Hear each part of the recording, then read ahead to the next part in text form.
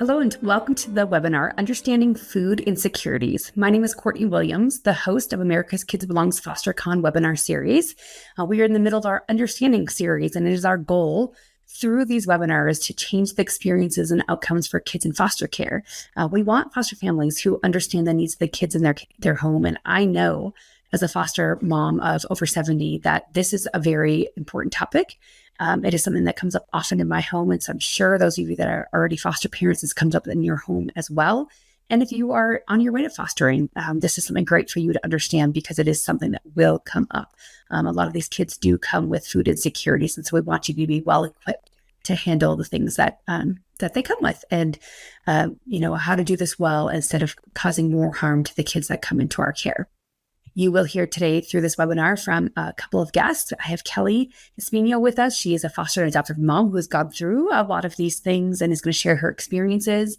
And then Madison Tyler, who is a pediatric dietitian, a foster and adoptive mom, who is going to go into all the why and the how and the resources and the tips. And so you are just going to leave this webinar with a lot of resources to help you in your journey. So let's go ahead and get started with our guest today.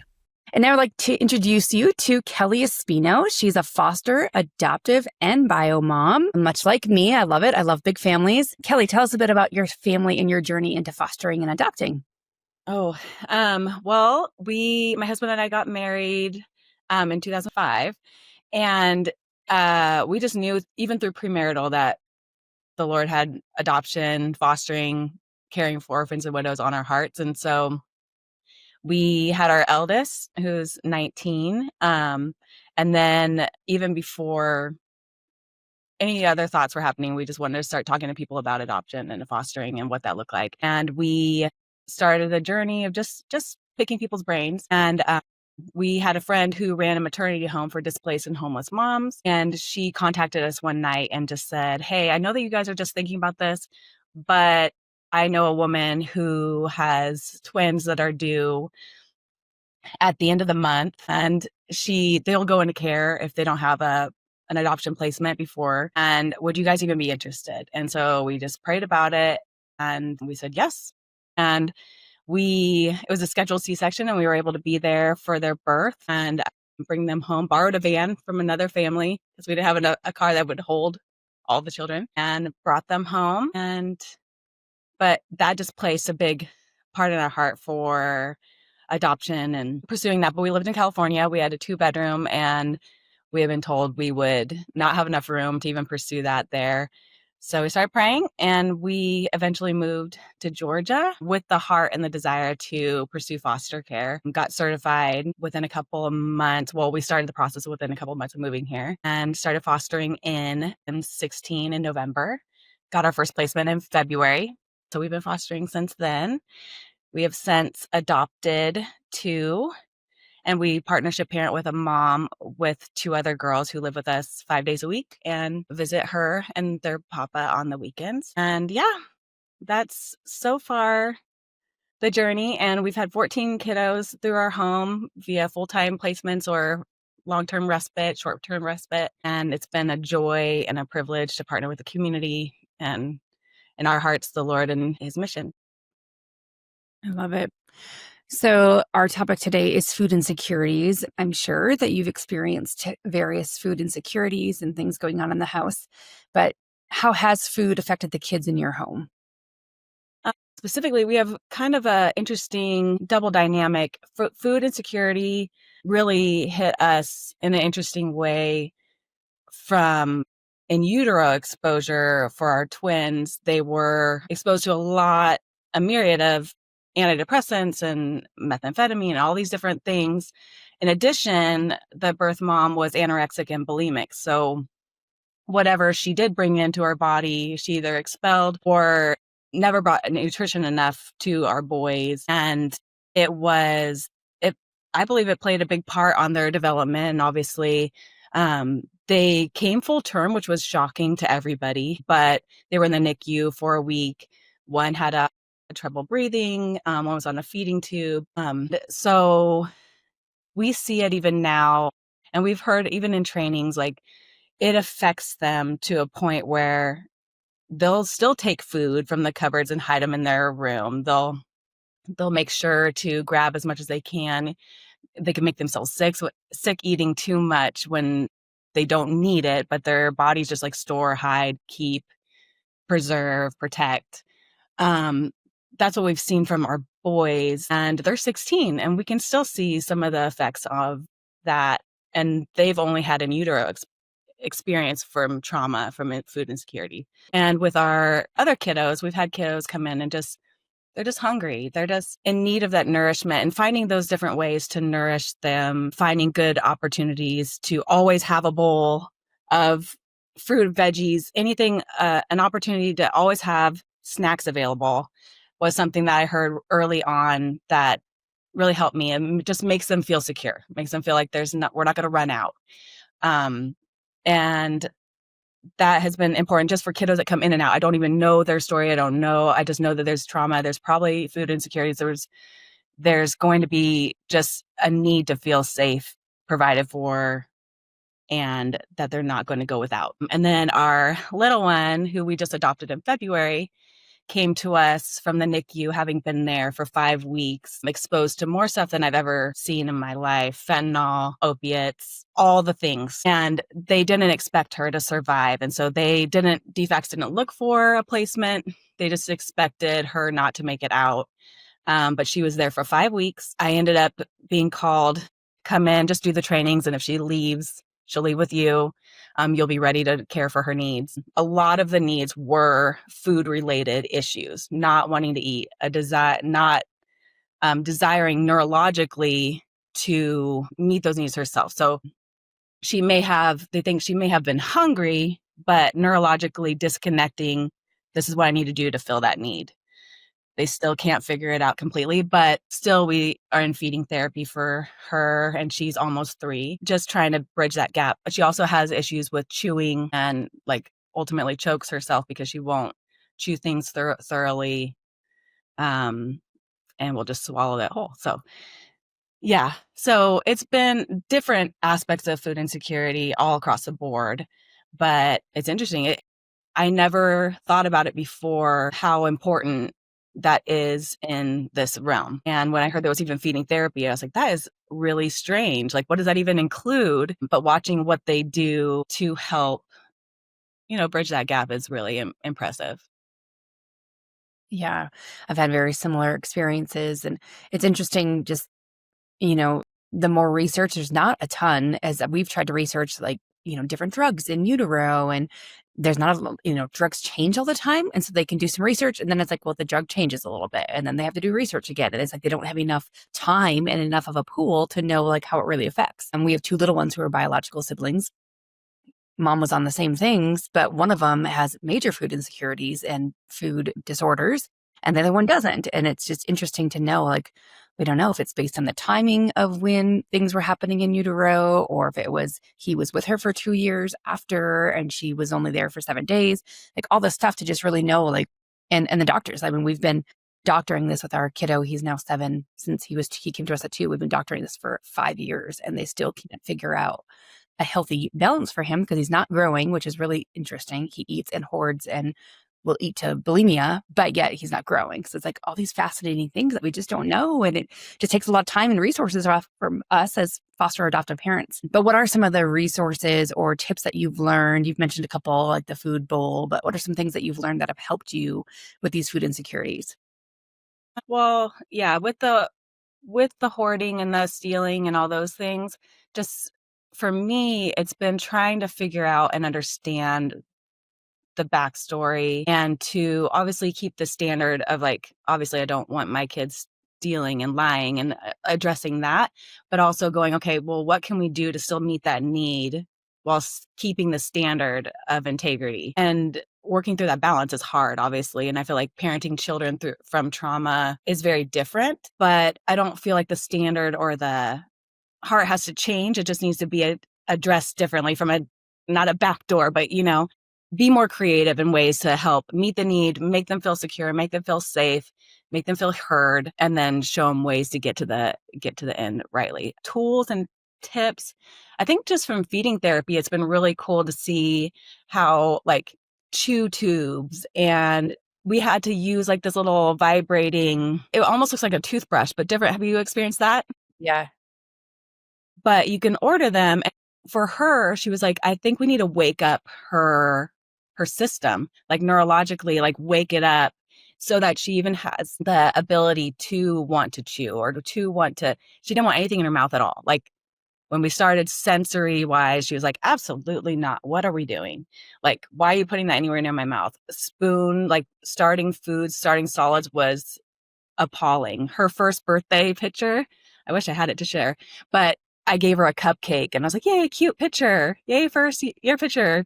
Get in the cake, get the mess all over you. And she is like the face was horrified, like, what are you doing? And threw it, I think, at one point, but just kind of giving opportunities, giving different foods, different sensory experiences, even with just shaving cream on the tray to like put their hands in it and then try feeding after that. So it kind of woke up the system, allowing it to be less offensive and then give opportunities for different foods and different textures. With her, it hasn't seemed to be a texture thing. Like she'll eat bananas, things that most sensory kids would be like, don't even come near me with that.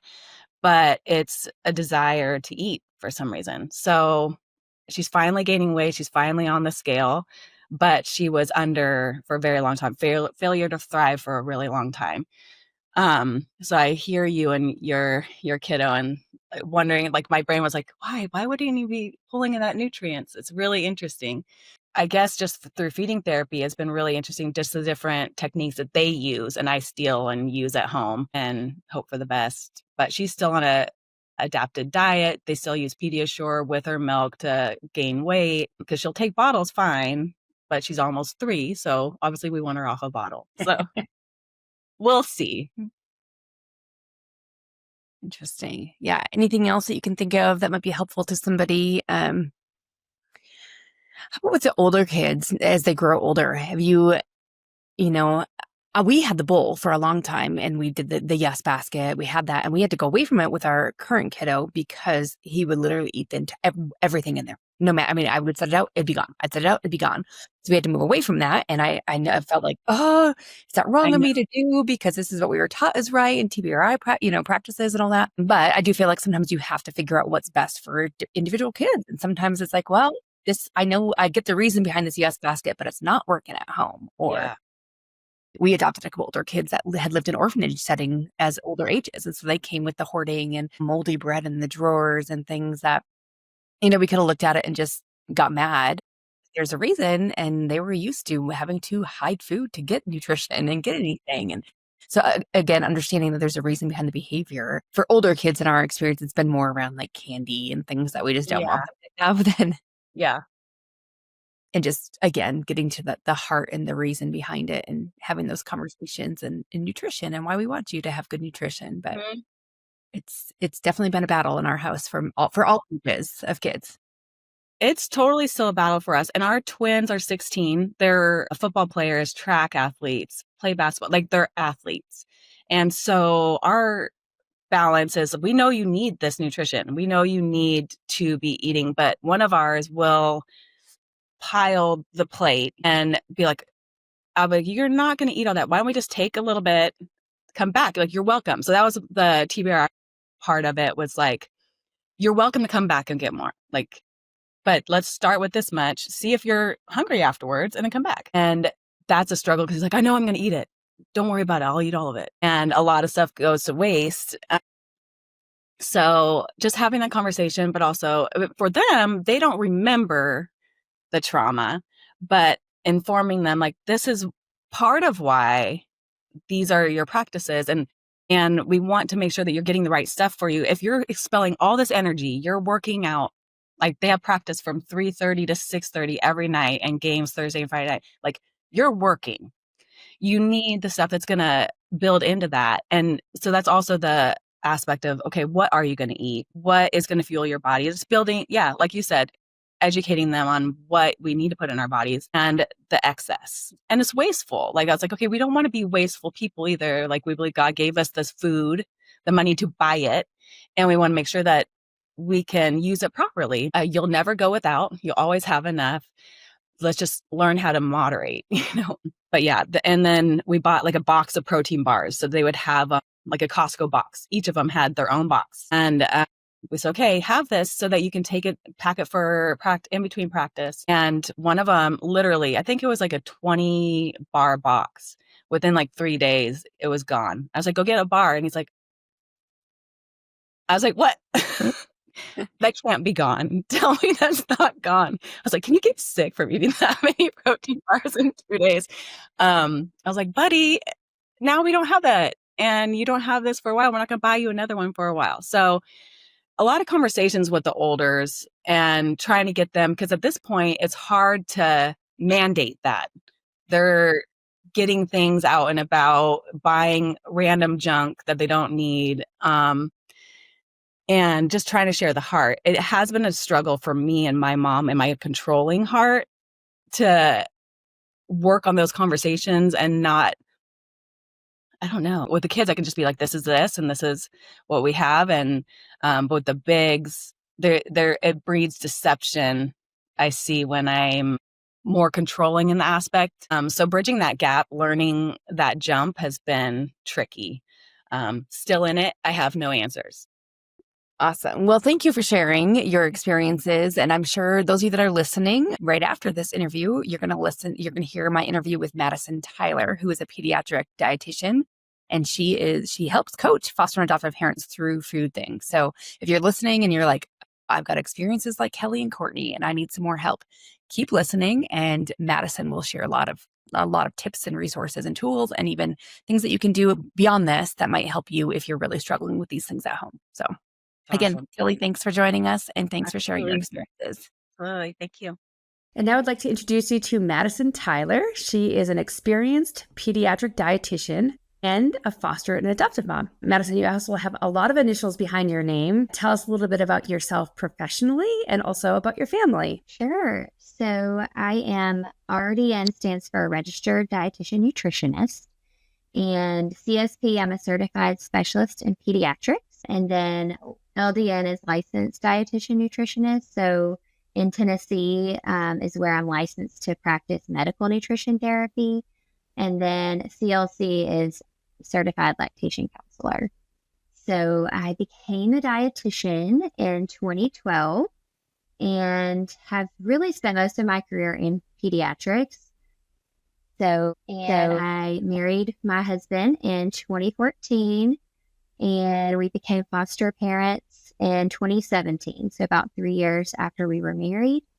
And we ended up adopting one of our daughters from India in 2022.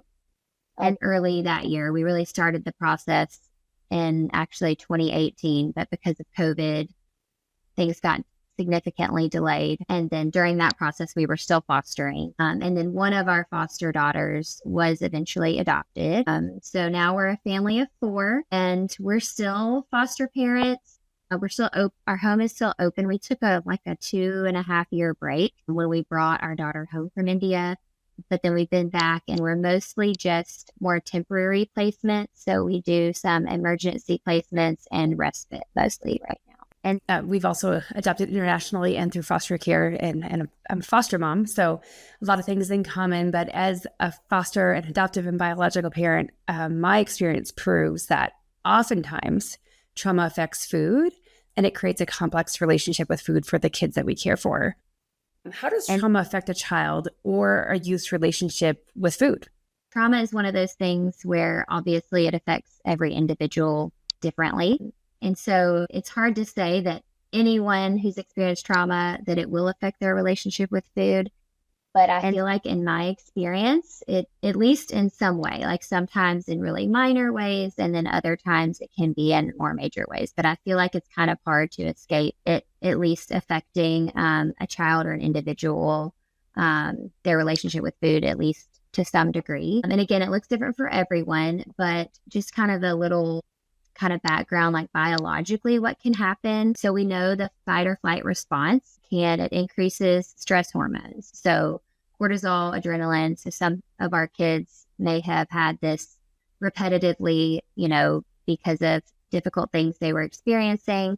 or could have even just been a one-time event. But when we have that increased stress response, those hormones can affect appetite, of course, digestion, metabolism, and then all of those things. When those are affected, the side effects may look different, but it could be decreased appetite or increased appetite. And it could be constipation, it could be upset stomach, it could be reflux. There's a lot of different things that it can impact the GI system differently for different kiddos. Again, sometimes it's just temporary, or for some kiddos, it can kind of have those longer term effects. And then we also know kids who've experienced trauma often have, or at least are more likely to have, sensory processing disorders.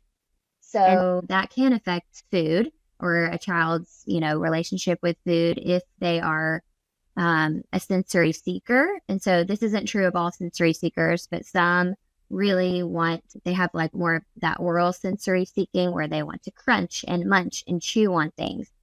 They might be eating a lot, or they might even be chewing on like non-food items or putting non-food items in their mouths. Or we see with the other side of sensory processing disorder, the kiddos who are more sensory averse, who don't like certain textures, and they can't, they either can't stand it, can't stand the sight, smell, feeling of it, or they may kind of tend to be like more picky eaters.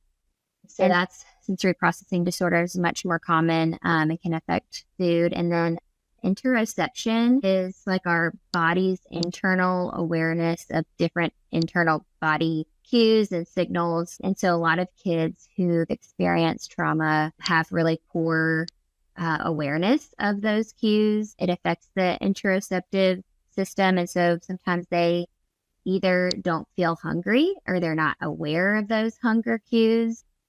So sometimes in those kids, we might see them get really, really irritable because maybe their blood sugar is low and they haven't eaten in a while, but they haven't realized that they're hungry and that they haven't eaten in a while.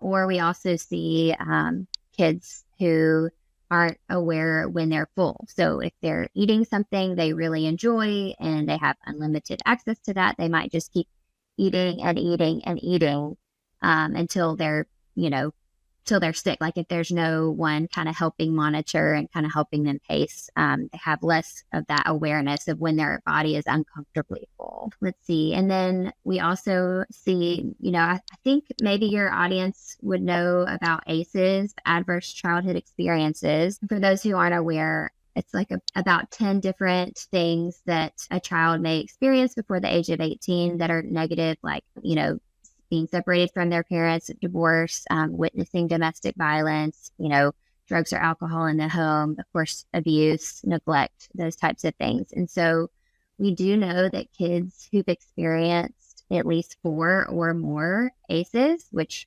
most of our kids who've been in foster care have, but they're 6 times more likely to develop eating disorders compared to, other kids or adolescents with 0 ACEs. And there's a lot of different theories for, why that may be. But what I've seen and most of what I've heard just from talking to people with personal experience is that it's mostly just about a desire to be in control. Our kids have mostly had so many things in their lives completely out of their control. And so food, what they choose to eat, how they choose to eat, is one of the few things that they can control. And so a lot of times we may see either food deprivation, like anorexia, we may see bulimia or, binge eating disorders. But sometimes that desire to just be in control of what goes in our bodies could even just show up like picky eating. Like it's not always going to be an eating disorder, but sometimes kids, it's really common in toddlers who haven't even experienced trauma.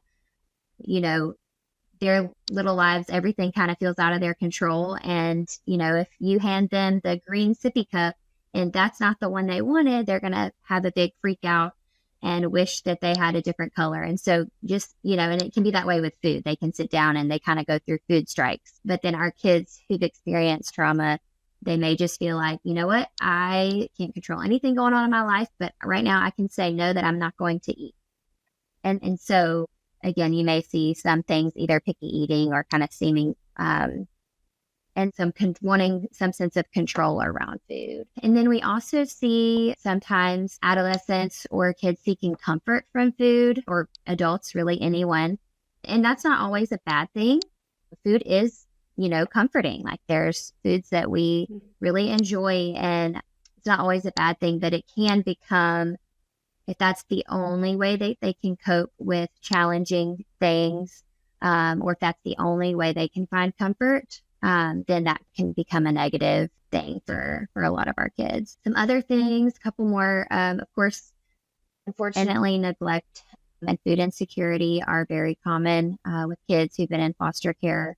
And with this, we often see food preoccupation, where kids are just really obsessive about, when is their next meal going to be, or, will there be food at this event? Really talking a lot about food. They're often the kids that are at like the food table at parties and events. Instead of playing with the other kids, a lot of times they're just wanting to be eating. Sometimes you'll see like sneaking or hoarding food, finding wrappers in their bedroom. Or sometimes they can just be a little bit uncontrollable around food, or again, necessarily having that awareness of when they're full. Sometimes they tend to overeat. They've experienced food insecurity.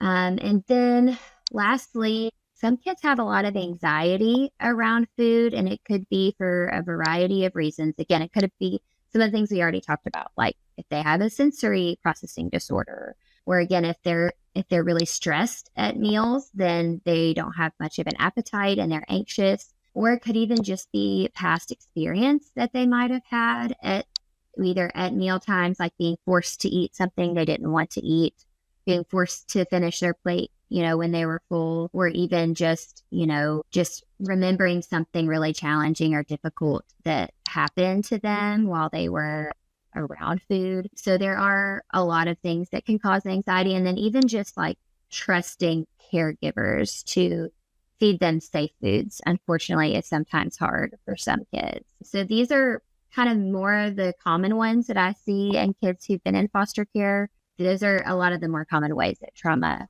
can affect a child or adolescent's relationship with food. Yeah, thanks for sharing all that, because I think it just gives a good background into, us understanding that it's common, for one. It's not like something we need to, freak out about. But also there's often things that we can do. And so we'll get into some of those things. But seeing some of these behaviors and seeing them for what they are, and again, not, judging kids or putting them down or punishing them or doing things that are make it more of an issue. For me, with the kids, all ages of kids, overall, I would say the two biggest things I see as behaviors are sneaking and hoarding of food, just things that multiple kids that have been in and out of our home, adopted kids, foster kids, just things that we've seen over and over. So speak to those two things a little bit, because I think they are so common. Like, why does a sneaking and hoarding happen, which you already kind of talked about a little bit, but then else, what can we do about that as caregivers? Like, what would be an appropriate response and maybe a negative response?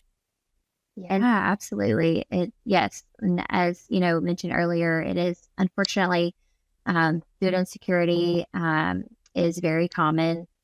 And I think it's estimated right now. I think the most recent data from the USDA is from 2023, and nearly 20% of households with children in the U.S. are food insecure. So it's higher in households with children than it is. I think the average home is like 13%, but if there are children in the home, it's nearly 20%, which is a lot. And then we also know that kids who've been in foster care are 6 times as likely to have experienced food insecurity. So it's almost impossible to escape, at least at some point. Food insecurity is usually defined as like, could have been just a one time or just a couple of times where, a child went hungry and they went without food in the home. It could have even just been an event where a parent or caregiver was detained or not around for an extended period of time, and then they didn't have food. Or it could just be financially, families chronically have trouble either, going to the grocery store or transportation, or having enough money to pay for food. And so those, whether it was a one-time event or a long-term event, those experiences teach our bodies that when we have food, we really need to eat it, and we need to have as much of it as we can, because there could be, periods of starvation. And unfortunately, that's not how our bodies weren't made to starve. And so it can, eventually have long-term negative effects on health. We do know also with ACEs that there are just higher risks for things like heart disease and metabolic disorders and things like that. So it is important to be aware of it. But again, really it's our children are protecting themselves. So them wanting to sneak and hoard food is a way that they're making sure they're safe, that they see food, they know there may be a time where they won't have it. So they're protecting themselves.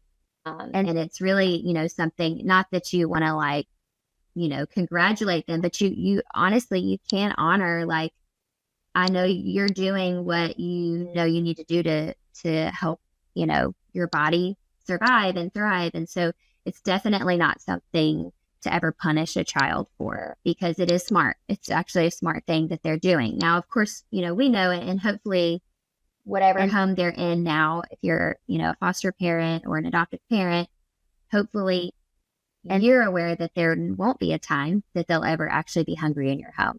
But it's going to could take them a really, really long time to really believe that and trust that. And honestly, they deserve to earn our trust.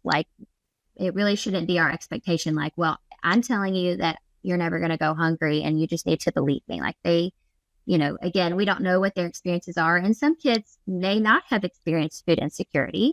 They could be hoarding for other reasons, again, for a sense of control. Or it could even sometimes be some kids who've just been restricted from certain types of foods, like they're not allowed to eat sugar, or they're not allowed to eat their favorite, chips, or, what some people might call junk foods. And so those things, candy, when they have access to those things, they may want to keep them because they don't know when they're going to have them again. They don't want to share them, so they hide it. So it is also important to kind of be aware of that. So if you do find that your child has been seeking food or hoarding food, again, like you kind of mentioned earlier, definitely do not shame your child for that. Really kind of admonish them for you're trying to be protective. And then try to also partner with them and say, I want to make sure you know that you are not going to go hungry. And so what can I do to help you have that security? And a few things you could consider, again, kind of, talking with your child, depending on, their age and their developmental age, of course. But you might suggest, would you like to keep a small, a small stash of, non-perishable foods that you can put somewhere in your room or somewhere where it could even be hidden, it's there, so you don't have to worry. Some kids have even, unfortunately, even in foster homes, statistic that shows 30% of kids experience food insecurity during foster care, in a foster home. And that's very heartbreaking.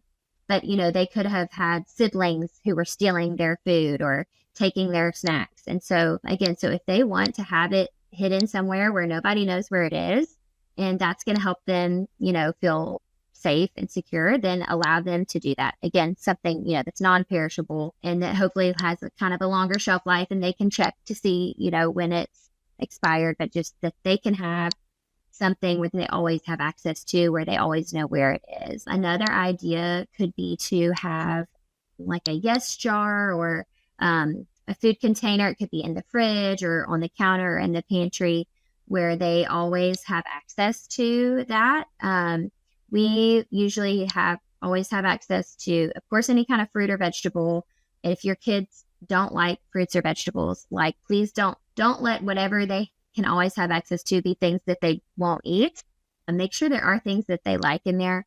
But it is good to have things that can be more satisfying, that also have, fiber, fat, protein. So we also do string cheese, meat sticks. You could do high fiber, high protein, granola bars or protein bars, things like that, where it's hey, these are things whenever you feel hungry, you can go get. You don't even have to ask.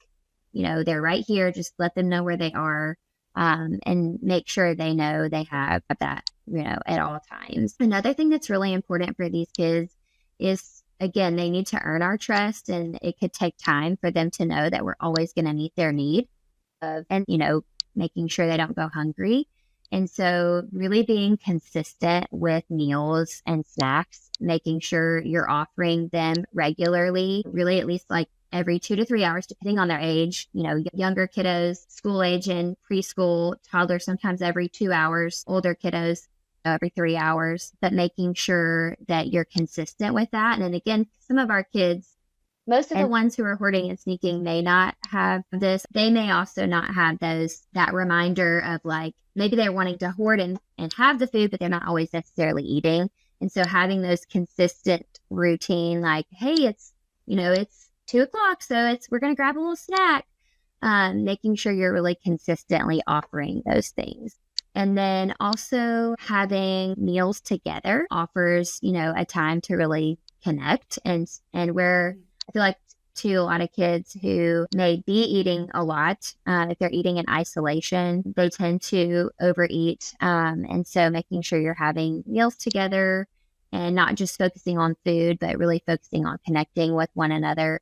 And then again, trying to avoid some of those food restrictions. Like, again, doesn't mean they can just have anything they want whenever they want. Like everyone has a budget, and we can't just be eating all the super, either expensive or whatever snacks all the time. But if we are restricting our kids, like we're not allowed to have sugar in this house, we're not allowed to have chips in this house, especially if those could be some of the only foods that a child is used to eating. It can take time for them to be exposed to new foods, to really feel safe with those things and to want to try those things. So we usually like to pair like those favorite snacks that may be a little bit less nutrient dense with healthier snacks, so with a fruit or with a string cheese or with some peanut butter or something else on the side with it, so that you're giving them lots of like positive exposures to these new things,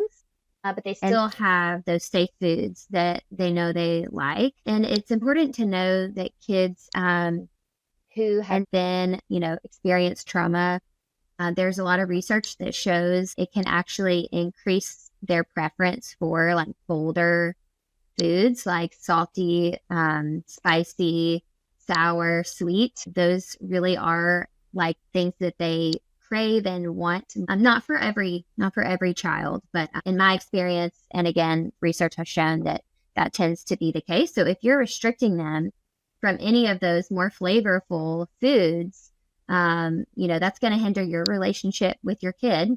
That's going to cause just a lot of tension. It's going to be really hard to lay a foundation of connection, which we know is so foundational to what our kids need. And then it's going to result in them sneaking and hoarding food whenever they do have access to those preferred foods. Trying to think if there's anything else. And of course, I guess the last big thing that comes to mind is modeling a healthy relationship with food yourself. It could take time for them to see that. And again, if you're focusing on connecting with your kid and meeting their needs, and you're consistently offering and providing for those needs, and then they're seeing you the way that you kind of enjoy things, in balance, then hopefully with time, they're not going to necessarily need that food stash in their room, or they're going to become more open to trying new things, especially if they're not being pressured or forced, to do those things, or they're not being shamed about hiding,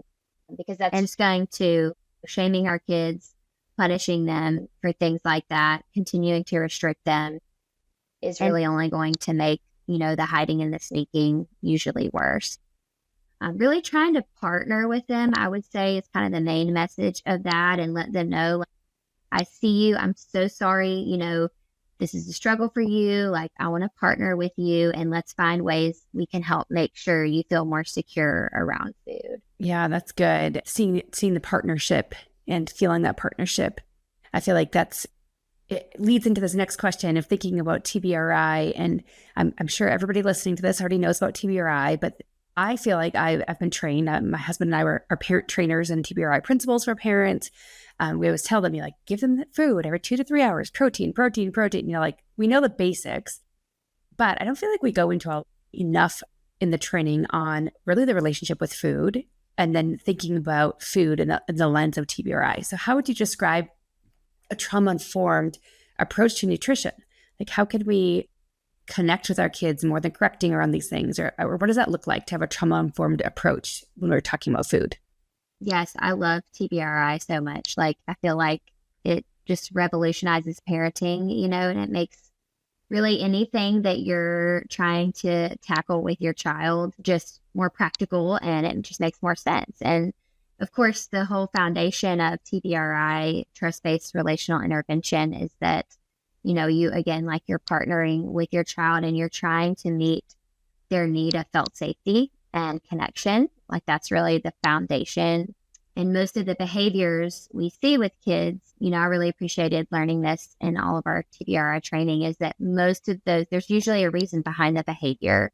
And what looks like disobedience is often just survival skills. So kind of like what we talked about with the sneaking and hoarding, that's their way of kind of helping them to survive. It can be the same really with any of those other behaviors that I mentioned earlier. And really, being trauma informed is when you're approaching nutrition, it's kind of like asking yourself, what happened, or not asking yourself, but kind of asking your kid, whether indirectly or directly, like, what is it that happened to you that's causing this behavior, rather than what's wrong with you? Why are you doing this? Or why can't you just eat the same thing as everybody else? It's really being curious and acknowledging that there could have been a traumatic experience, or multiple experiences, or just their own biological stress that is affecting their relationship with food, or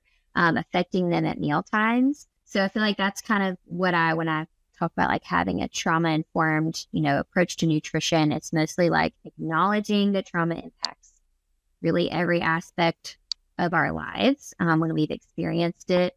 And then trying to say, instead of, this is how our family does food, we don't eat, these things, and we only have meals at these times, and, you have to clean your plate if you want dessert. Like, when you're really closed-minded like that, it's not going to, again, it's going to push connection away. It's going to kind of have the opposite effect. And our kids need felt safety. They need connection. There's a pediatrician, Dr. Katya Roel. She wrote a book called Love Me, Feed Me. And a lot of it is she's had experience working with kids who've had trauma. I think she said this phrase or something similar. It's like felt safety first and vegetables later. And I think that's so important to how to approach nutrition with our kids. It's like, yes, we want to teach them, how to have a variety in their diet, and we want them to be healthy. But honestly, the healthiest thing we can do for our kids really is have a healthy relationship with them. And so that's kind of the most essential thing that I encourage parents to do, is make sure you're focusing on connecting with your kids. If there is an issue with food where it's really starting to push them away, like, let's try to find a way to partner with them, bring them closer. Like, let's wait and talk more about eating more vegetables, later on down the road. Is the more they are comfortable with you and the more they see you eating those things, then maybe gradually they do often become more comfortable with those things. And then again, just recognizing that it's going to take time. Our kids need to earn our trust, and that trust can take time. And again, routine, consistency, all of those things help teach our kids that they can trust us. And some more kind of like practical things that can help with building that trust would be, taking your kids to the grocery store with you when you're going shopping, and make sure like they do have a voice. That's another really important thing. And one of the like little tips I remember learning in TBRI is like giving choices as often as you can, because so many things, again, are out of our kids' control. And so when they have choice and voice, it just helps them feel heard. It also just helps them feel more willing to trust you and to try new things.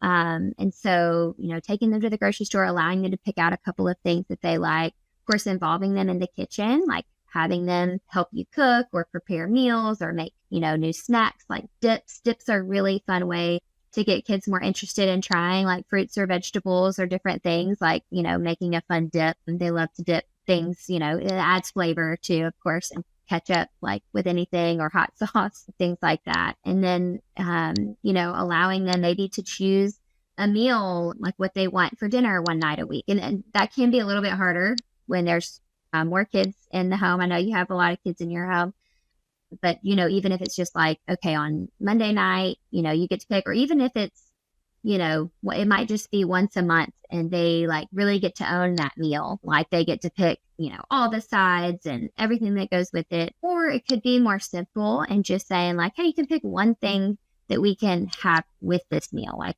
a side, or, even, bread or fruit. It could be something really simple, or it could be the dessert or something like that. But just, again, allowing them to participate as much as possible, and, use their voice and have more choices helps a lot. And again, some kids need to know what is coming and they want that predictability. So, posting like, these are the meals for this week, or this is what I have, in the pantry. I mean, usually they can just look for snacks, but these are the things that we have, and these are kind of our options, so that they can look and see like, oh, okay, well, on Tuesday, that's not like my favorite meal, so maybe I'll like make a sandwich. And allowing that, like really being flexible, is so important for our kids who've experienced trauma, because again, we don't know what all they've been through. We just want to make sure we're meeting them where they are. And with time and consistency, they will start to have that trust, and again, be more open to trying new things. And so kind of having that predictability where they know what to expect helps a lot. And then really making sure meals are low pressure. Again, so if it's something they don't like, do not make them eat it. This, again, our kids are already at a high risk of developing eating disorders, having a hard, challenging relationship with food. So we don't want to make that any worse by forcing them to eat something they don't want to eat. And it really doesn't work. Like, I mean, even in my own life and in other people I've talked to who didn't experience trauma at all, the things they were forced to eat as a kid, they hate now, like they can't stand. So it doesn't work, and it can only make things worse. So, just don't do it. But you can, again, so a lot of times what we do, it gives kids a lot more autonomy, is we'll serve meals like family style, where, they basically get to choose like what they want on their plate and how much. Like, I'm not going to cook a whole bunch of different things. Like, we have a main dish and some sides, or it may even be something that you can kind of customize. Like if it's baked potatoes, it's like you want to put cheese or sour cream or bacon or chives or broccoli or some, onion, but they get to choose what is going to go in it. And you can do that with lots of different things. You can do that with making pizza, or, burrito bowls, or burritos, or quesadillas. I mean, there's really a lot of kind of endless things, but if they can customize the meal a little bit and add their own spin, it helps so much with that trust, that felt safety, and really having those low pressure meals. Super, super important. And again, giving them as much control as you can. Of course, that depends on their age and their development. So sometimes it might even just be, if you're eating lunch, do you want a peanut butter jelly sandwich, or do you want turkey sandwich? Because again, you may not have endless options, or you may not have the time to just make anything and everything, if everybody wants something different. So just, even if it's just two choices, giving them that choice helps so much. And then also trusting our kids is kind of another, like, I think a TBRI thing, where if our kids are telling us they're full, or they're hungry, even though we think they've already eaten a lot, or if they're telling us their stomach hurts, or, is to actually, instead of just brushing it off and assuming that it's, them just being difficult, or, whatever it is that we think because of our own experiences, and maybe how we were raised, or how we, maybe have raised our biological children, is just really listening to that and saying, like, there could be a biological reason that they're still hungry. Like, they could be going through a growth spurt right now, or there could be a biological reason that they're full, even though they haven't eaten that much today. maybe they're anxious about something that we don't know, or maybe they're just going through something. So really like sitting with that, asking our kids questions, letting them feel seen, and not pressuring them or forcing them to eat more or less just because that's what we think. So I think that's really important. And just being gracious with them. And then just really remembering too that meals are such an opportune time for us to really connect with our kids. And coming together, prioritizing family meals when you can is so important. There's so much research that shows that kids who eat meals together with their like physical health, like there's physical health benefits to that, lower risks of heart disease and things like that. There's also emotional health benefits, lower risks of depression, and like risky behaviors like addictions and things like that. So it's just such an important thing to prioritize that time of connecting with our kids. And in our busy world, like it's very hard to take time to connect. And again, we know with TBRI, we know how much that's important, that we have those moments with our kids. And so, having that time together at the table is a great way to do that on a daily or at least almost daily basis. And it could be like you go around the table and everybody shares like something great that happened to them today or something not so great. And sometimes that can actually feel like pressure to some kids. So definitely just meet them where they are and see what they need. So if they don't like those kinds of conversations, like just keep the conversation light at the table and maybe even like share some funny jokes or whatever it is. Just make sure that food and meal times are as low pressure as possible. I think is super important. And then just kind of like I mentioned earlier, like, food is comforting and it is meant to be like a really enjoyed experience. So, again, making things together with your kids is such a great opportunity to bond with them, having, a favorite recipe that you make together or, just something that you love, like you love, tea time with, tea time and cookies or whatever it could be, just using food kind of as a tool to have even one-on-one time, which can be harder in bigger families, but using that because, everybody has to eat. And again, if our kids are needing to eat every 2 to 3 hours, maybe every now and then you can kind of have a little snack time with your kiddo to have that kind of one-on-one time with them. So I think those are really important. And then again, like acknowledging that our kids may have a preference for different foods and allowing them to have access to those things. And then just being creative in the kitchen. Like maybe we're going to add more seasonings and a little more spice to this recipe than we usually do if your kiddo likes spicy things. And again, that shows them how much you care, that you're willing to change, some things a little bit to help meet their needs. So those are a lot of important ways. I feel like TBRI has kind of informed the way that I approach nutrition and the way that I teach trauma-informed nutrition. I love it. Great tips, great ideas. And in our family, we do pizza night on Fridays. And whenever we have a new placement, we always let them make their own. So first it starts like with small little pizzas. And then oftentimes by like the third or fourth week they're with us, then it's like, okay, let's make pizzas together. And then they start doing, and then they want to taste other people's. And it's like this bonding thing of like, what did you create? And now I created for somebody else.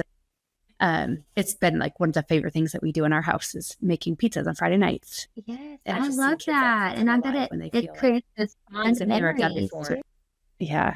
So connecting in the kitchen and connecting. I do have a large family and it is hard sometimes to find that time, but I don't ever go to the grocery store alone. I should say ever. I hardly ever go to the grocery store alone because I found like that's my time to take one kid and take them one-on-one. And then we might go get a coffee or might go do something else. But just finding those times and then in the kitchen and like you said, the meal planning, all those things that we can do to make each kid feel special and unique and have a say, like have a voice, like you said. Yeah. So great. You're doing awesome. Oh, thanks. Madison, you've created Nourish with Connection. Tell us about that. Tell us about what you do and kind of the services that you offer with Nourish with Connection. Yeah, and sure. And I started having this like vision and hope because I would just hear about, whether it was friends or even just in Facebook groups, foster or adoptive families, having challenges with feeding behaviors and it's really wanting to help, and there were times when, of course, I would just send a message or a quick tip or something here and there. But I really just didn't have the time to do more than that. And so I kind of had this vision that I would quit my job and start this business and be able to do one-on-one consulting or have, even groups or, do Q&As and just really be able to provide more individualized support to families because I feel like there's such a need for that. And I feel so fortunate to have the understanding of really developmental nutrition and what our children, physically and biologically need. And then also understanding how trauma impacts that. And then knowing, you do have to approach it differently for sure. But also around the same time, when I really started feeling led to quit my job so that I could start this, I started seeing that my kids were really needing to be homeschooled. So, which I said I would never do. So right now I kind of did all the things at the same time. About a year and a half ago, I quit my job and kind of started this. And honestly, so really what I'm doing right now, because my time is kind of spread thin a little bit with me trying to balance learning how to homeschool my kids who are 10 and 11. They're in fourth and sixth grade. And again, I have no teaching or education background. So it's been a big learning curve. But right now, I'm mostly just offering a lot of free resources through Nourish with Connection. So, of course, I have social media accounts and I have a website with a blog. I want to contribute more to that. And then I also have a monthly newsletter that's free that I send out, just tips about connecting with our kids through food, mostly, trauma-informed nutrition focused. I have a free recipe guide about how to use meal times to connect with kids with some recipes. And that's mostly it. And I do some podcast interviews and things like that. That's mostly it right now. But again, I have hopes and goals for being able to do more and offer more in the future because I think there is such a need there. But again, I really want the information to be out there and to get as much out there as possible so that at least families can have a little bit of knowledge and training in this and just feel a little bit more equipped of how to handle these things. But yeah, there's things people can kind of check out on my website if they're interested. So how can people follow you and find you? Sure. Yeah. So I'm on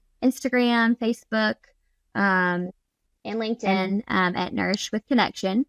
And then my website is nourishwithconnection.com. So it should be pretty easy to find me. Yeah. And I do encourage our listeners to follow you because you do post great content and helpful content. Like I said, I've been a foster mom for going on 17 years, but I don't have still learning. I'm still figuring things out and having tips like this. Again, I tell people I know all the TBRA stuff, not all the stuff, but I know the stuff, right? But I need to hear it over and over and over again. And then a new placement comes and something's new. And it's I need to hear all that stuff again that I didn't think was applicable for this last kid. And so all the things that you post, it is very helpful. So thank you for coming on this webinar to help our people. I mean, our mission at America's Kids Belong is to change the experiences and outcomes for kids in care. And one of the ways we do that is by informing our foster parents of things like this that'll help them to do their job, to understand the kids that are in their home, to not look at their behaviors or these things as willful disobedience, but to see them as kids who have needs and ways that we could support them. And this is a piece of the puzzle, is the food and the nutrition and how trauma has affected that. So, and thank you so much for having me. I really enjoyed it. I hope you enjoy the webinar, Understanding Food Insecurities, with my guests, Kelly and Madison. I do want you to know that we have more webinars coming up in this series. We have 2 more in this current series of Understanding. We've already recorded 4 that are available. Again, those are all available at FosterCon.org, but we've got coming up in November, Understanding Your Permanent Kids Needs. So if you already have children, biological children, adopted children in your home, and you want to learn about how to care for them well while you're fostering, that one is for you. And then Understanding Cultural Differences, and we'll get both into transracial foster care and adoption, and also a little bit into a Native American side of it as well. Also, it takes a lot of time and resources to fund our mission and help this program, FosterCon, possible. We would love it if you'd be willing to donate to our cause. You can use the QR code here or go to americaskidsbelong.org and choose the donate button. I also want you to know that it's really helpful when you share this stuff with friends. So if you have fostering friends who you think would learn a lot from these webinars that we put on, share with them. Tell them about FosterCon.org. Tell your licensing agency about it so they can share with their people as well. Also, if you are here and you need a CE credit, we do offer those for free. As most of you know, go to FosterCon.org. You will see a form that you will fill out, and we will get you a certificate for being here.